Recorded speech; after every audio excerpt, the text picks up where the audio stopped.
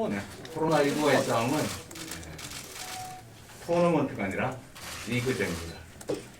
지난 11일 세계보건기구가 팬데믹을 선언했고 대한감염학회 등 감염병 전문가들 그리고 해외 전문가들까지 이걸 모아서 이제는 코로나19 사태에 장기화를 대비해야 한다고 조언합니다. 질병관리본부 역시 장기전에 대비해 우리의 일상을 바꿔야 한다라고 밝혔습니다.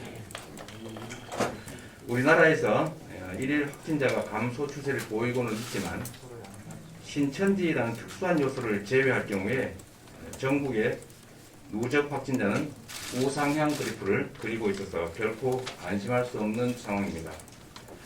방역에 총력을 다하고 있지만 해외 유입 감염과 인구의 절반을 차지하는 수도권에서 소규모 집단 감염 사례가 빈발하고 있습니다. 단기적 박멸에 최선을 다하겠지만 이제는 코로나19가 포착화되는 최악의 상황, 즉 장기적인 동거를 준비해야 될 때입니다. 이제 모든 경기에서 이겨야 하는 토너먼트가 아니라 일부 경기를 지더라도 더 많은 경기에서 이기는 리그전에 임해야 합니다. 최대한 집단 발병을 막되 일시적 또는 특정 영역에서 방역에 성공했다고 기뻐할 일도 아니고 또 실패했다고 실망할 일도 아닙니다. 이제는 끊임없이 모든 영역에서 대처하고 대비해야 합니다. 이를 위해서 우리 경기도는 3대 방역에 나서겠습니다. 첫째, 전통적인 보건 방역에 최선을 다하겠습니다. 경기도는 교회 밀집 집회로 인한 감염자가 전체 감염자의 4분의 1을 넘는 상황에서 부득이하게 방역 수칙을 미준수한 극소수 교회에 대해서 종교 집회 제한 명령을 발동했습니다. 집단 감염 최소화를 위한 불가피한 조치임을 이해해 주시는 교회 관계자 여러분 그리고 도민 여러분께 감사드립니다. 안 그래도 어려운 경제 상황에서 경제활동 제한은 신중해야 합니다. 그래서 경제활동 제한은 최대한 피하기 위해서 노력했습니다. 그러나 소규모지만 집단 감염이 확산 일로에 있어서 부득이 비말 감염 위험이 큰 클럽, 콜라텍, PC방, 노래방 같은 다중 이용시설에 대해서 다음과 같이 영업 제한 행정명령을 바랍니다. 상기업체들은 접객에 있어서 다음 사항을 준수해야 하고 이를 준수하지 않는 접객 영업을 금지합니다. 첫째는 감염관리 책임자를 지정해야 합니다. 둘째는 이용자 및 종사자 전원이 마스크를 착용해야 합니다. 셋째는 발열, 후두통, 기침 등 유증상자의 출입을 금지하고 종사자는 1일 2회 확인해야 합니다. 넷째, 이용자 명부를 작성하고 관리해야 합니다. 추후 상황이 발생할 경우에 신속하게 추적 주소를 할 수 있도록 이름과 연락처 같은 최소 사항과 출입 시간 등을 기록해야 합니다. 출입자 전원을 손 소독을 하게 해야 합니다. 여섯 번째, 이용자 간의 최대 간격 유지에 노력해야 합니다. 주기적 환기와 영업 전후로 각 1회 소독 및 청소를 해야 합니다. 이 행정명령은 즉시 시행하고 기한은 일단 4월 6일까지입니다. 3월 23일까지 계도기간을 부여하고 그 이후부터 즉시 강력한 단속에 나설 것입니다.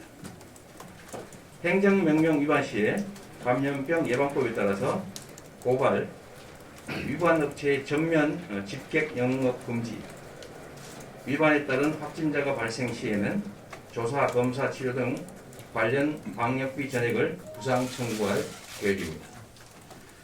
코로나19 사태가 장기화될수록 우리의 삶은 더 제한될 수밖에 없습니다. 미국, 이탈리아, 프랑스 같은 외국에서도 이미 상점과 음식점 영업을 금지시키고 사람들의 이동까지 제한하는 극한 조치를 취했습니다. 경기도에서도 PC방, 노래방, 클럽 등에 대해서 제한 명령을 하는 것을 시작으로 감염병이 확산되는 경우에 더 많은 제한 조치들이 취해질 수 있습니다. 도민의 삶을 제한하는 조치를 해야 하는 상황에 이른 점에 대해서 경기도 방역 책임자로서 큰 책임을 느끼며 깊이 사과드립니다. 그러나 도민의 생명과 안전을 지키는 것이 제1 의무인 도지사로서 비난을 감수하고서라도 그 의무를 이행할 수밖에 없다는 점을 양해해 주시길 부탁드립니다. 둘째, 경제 방역에도 집중하겠습니다. 코로나19가 장기화되면서 경제가 미증유의 위기를 맞고 있습니다. 보건 방역에 더해서 이제는 무너져가는 경제를 함께 살필 때입니다. 위기 지원, 금융 지원, 대출 연장, 공적 일자리 제공, 중소기업과 자영업 지원 등 가용 가능한 모든 정책을 신속하게 시행하겠습니다. 그리고 여기에 덧붙여 국민 1인당 재난기본소득을 다시 한번 중앙정부와 정치권에 요청합니다. 전례 없는 비상시기에는 전례 없는 비상대책이 필요합니다. 지금까지 해왔던 정책의 확장으로는 효과적 대처가 불가능합니다. 노벨 경제학상 수상자 폴 크루그먼 등 세계적인 경제 석학들이 감세 같은 간접 정책보다 현금 지급 같은 직접 지원 정책을 촉구하고 있고, 홍콩에서는 18세 이상 영주권자 700만 명 모두에게 약 155만 원씩을 지급하기로 했습니다. 미국은 보도에서 나온 것처럼 1인당 1000불의 현금을 지급하는 정책을 시행하고 있습니다. 이 모두가 경제적 재난에 대비하는 일시적 기본소득이라고 할 수 있습니다. 경제가 멈춰가는 지금 미국, 홍콩 등의 현금 지급 정책, 즉 재난기본소득은 가난한 자들을 골라서 혜택을 주는 복지 정책이 아니라 불가피한 생계활동으로 생기는 감염 위험을 줄이는 방역 정책이기도 하고, 죽어가는 경제를 살리고 순환시키는 응급수요 같은 경제 정책입니다. 사용기한이 정해진 지역화폐나 바우처로 지급해서 자영업자와 중소상공인의 숨통을 틔워주고 지역경제를 살려야 합니다. 1인당 100만 원의 재난기본소득 지급을 거듭 제안합니다. 투자금이 남아도는 저성장 시대, 일자리와 소비 그리고 가처분 소득이 상대적으로 줄어드는 4차 산업혁명 시대에 지속적 경제 성장을 위해서 피할 수 없는 경제 정책인 기본소득에 대해서 오해와 편견을 불식하고 국민적 이해를 돕기 위해서 시기, 방법, 장소, 상대를 가리지 않고 기본소득 끝장 토론을 공개 제안합니다. 셋째, 심리방역을 시작하겠습니다. 코로나19를 단기간에 박멸을 할 수 있다는 낙관이 아니라 코로나19의 토착화와 원치 않는 동거를 대비하겠습니다. 단기 박멸의 자신감과 박멸을 위한 노력도 중요하지만 주기적으로 공존해야 하는 최악 상황도 염두에 두어야 합니다. 전 인구의 40 내지 70%가 감염을 피할 수 없을 것이라는 예측도 많습니다. 그러나 최악 상황을 맞이하더라도 지피지기면 백전백승이듯이 상대를 알고 대응하면 얼마든지 이겨낼 수 있습니다.